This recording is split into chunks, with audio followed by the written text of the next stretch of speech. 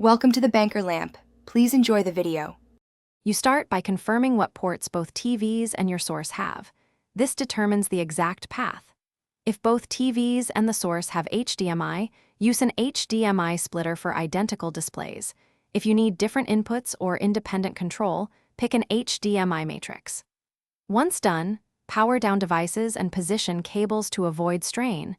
This reduces signal loss. Make sure you have good quality HDMI cables, preferably high speed, because cable bandwidth and length affect resolution and refresh rate. You now connect the source to the splitter or matrix input, then run output cables to each TV, ensuring snug, straight connections. Power the splitter/matrix and the TVs, then use each TV's remote to select the matching input. If image issues occur, configure edit settings on the splitter or set the source to a resolution both TVs support. This prevents no signal or downscaling.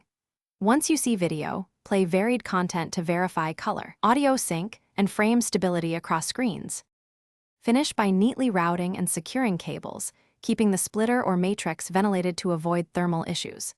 Decide audio routing. Use each TV's speakers, a shared AV receiver, or digital audio output. This explains why delays or echoes might happen.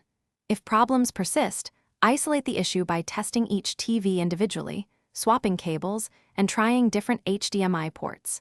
Make sure firmware on the splitter or source is current. Updating often fixes compatibility quirks and restores expected performance quickly.